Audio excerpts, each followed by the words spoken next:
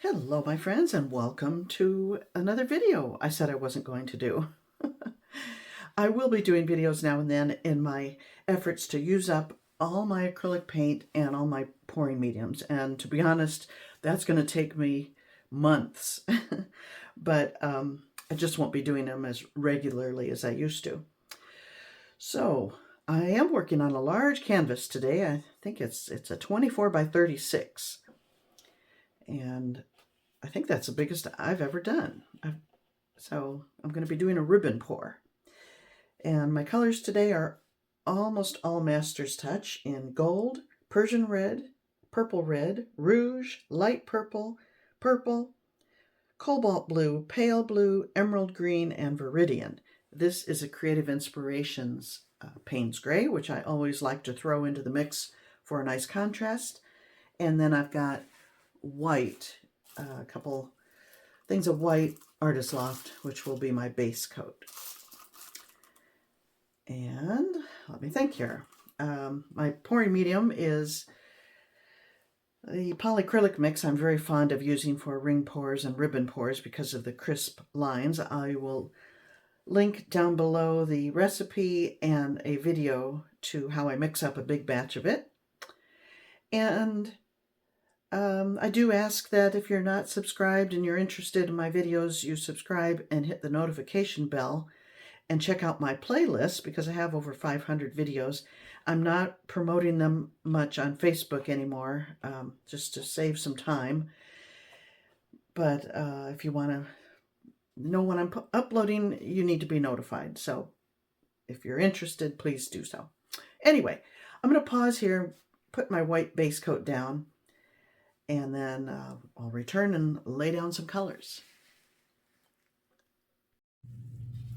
All right, here we go. I had to zoom way out so you could see the whole thing. As I said, this is a 24 by 36 inch canvas. So I decided at the last minute to tint my white base coat with a color, and I chose light blue violet by Liquitex Basics. And since this is a fluid paint, it didn't affect my consistency too much, and I really had to stretch to get this much coverage. I'm counting on all the colors I'm going to add will provide enough paint for the surface to cover everything, so fingers crossed. Now my plan is to, I think you can see that I have divided my colors into the reds and violets and the blues and greens, and I'm going to fill 1 cup with these, 1 cup with those, and meet in the middle where they will overlap. So I should have 3 distinct areas of ribbon. That's my hope anyway. So let's get to it. Let's see, I guess I'll have to hold this up in the air to fill the cup. I'm just going to put all my paints in here. I have 1 extra on that side, the gold, and I think I'll add that one after this dark.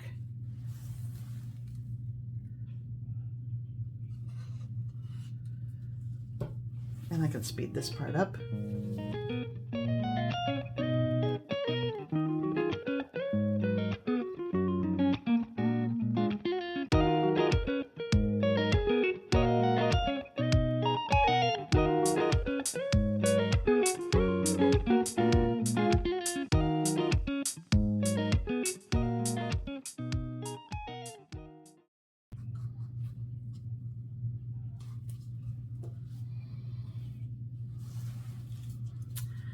Okay, I'm going to pour this first and then I'll fill that cup and come back. So my plan, as I said, is to come a little more than halfway. Here we go.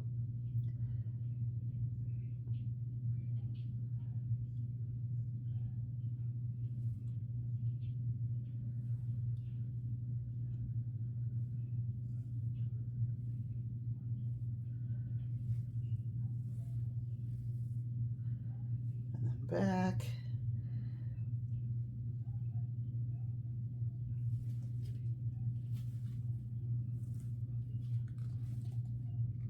I like the little skinnies for contrast.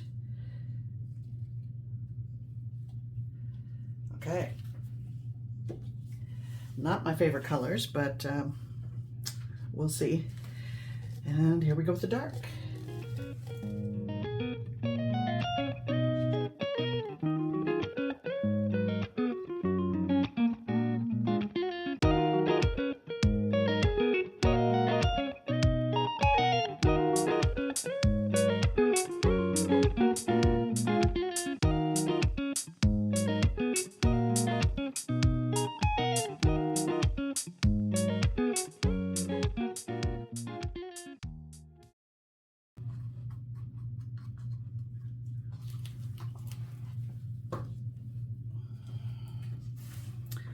Okay, and here's this one.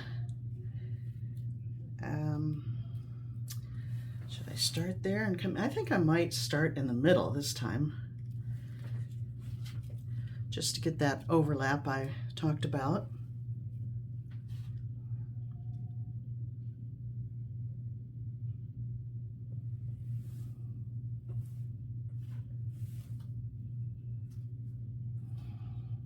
I like this side much better, just because I prefer these colors.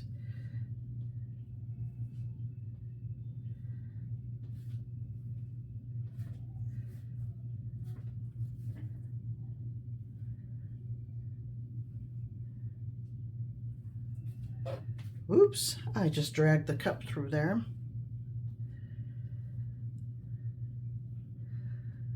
Okay, well, let's see how the tilting goes. It's going to be heavy.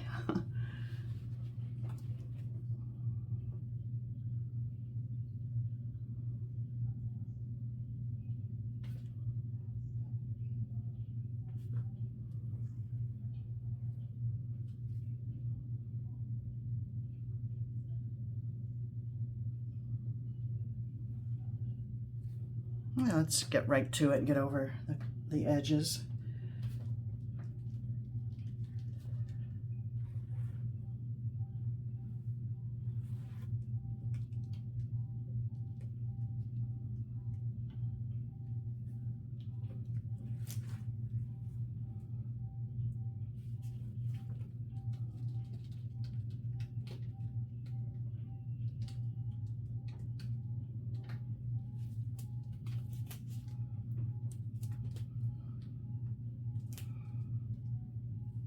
I've never done a ring pour on or a ribbon pour on such a large canvas.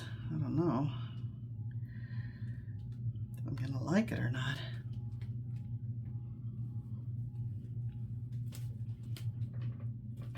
I don't like that pink.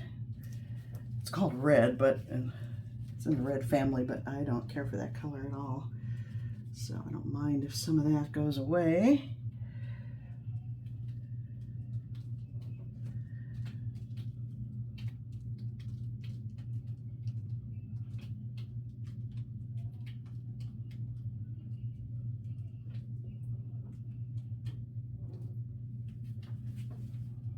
Okay, sending the weight of the paint down to this other edge here, other end of this large, heavy canvas.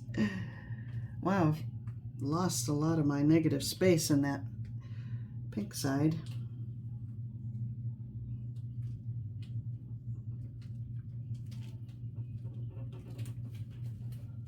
Oh, this is heavy. Okay.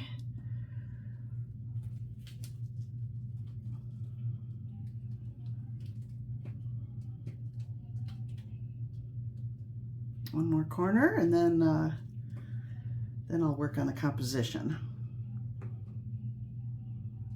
I hope you can see this. I hope I zoomed out far enough.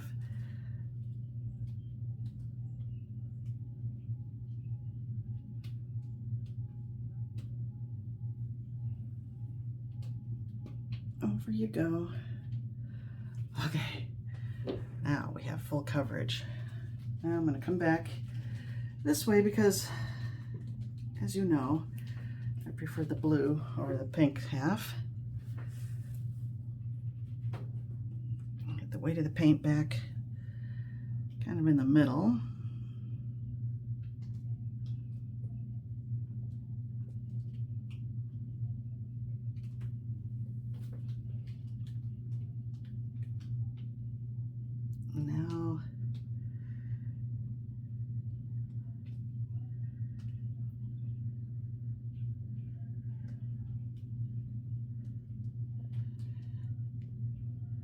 Now I'm just watching the paint move. Seeing what I like and what I don't like. Let me set it down, size it up. Huh. Okay. Well, I can't get rid of all the pink. And I kind of like the movement here. I don't want to drip over it, but I'm happy with the overlapping. That added some interest. It's almost landscapey looking, I suppose.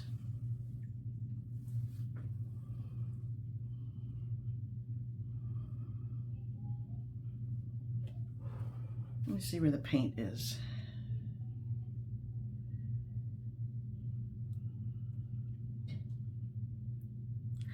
It's a whole different animal working on a really large canvas. I'll tell you, it's far more challenging. I would like to get rid of some of that ugly pink up there. Ugly in my estimation. And I have a lot of paint on the surface. I've got to thin it down some. Good, good. It's going away. Make that all go away. Goodbye.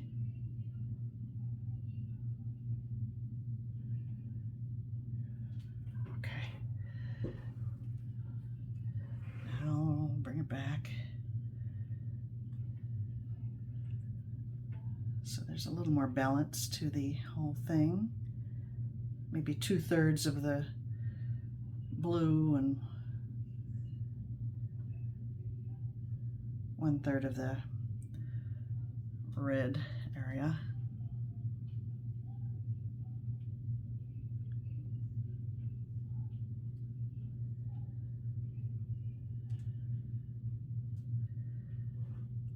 I think I want to make that. Well, now wait a minute.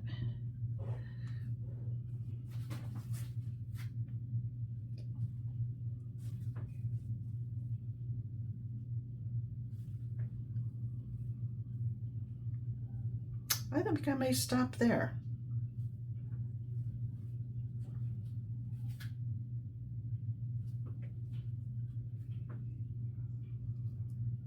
I think I will.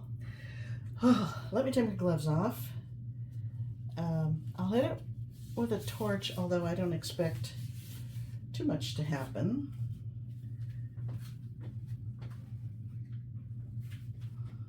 I didn't use any silicone, obviously,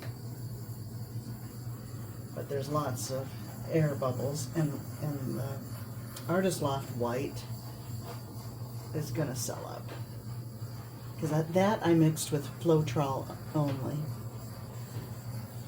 the base coat. So there's these tiny little I wouldn't even call them cells, just little air bubbles that have popped, brought up the white.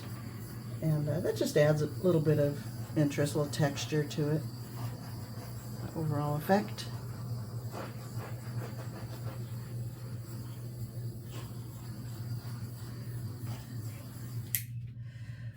Okay. I'm not unhappy with it. Thankfully, because that was a lot of paint. Let me bring you in for a closer look. I'll show you my least favorite area first, those pinks.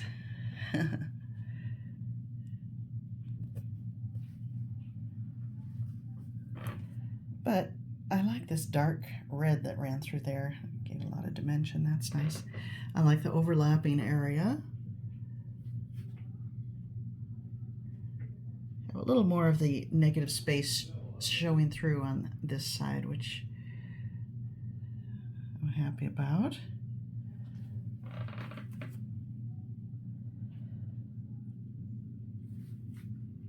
Yeah, it's an interesting piece. I think I'll be able to let it dry and show you the dried results at the beginning, perhaps standing upright, and you can tell me what you think. Okay, my friends, thanks for watching, and I'll see you next time.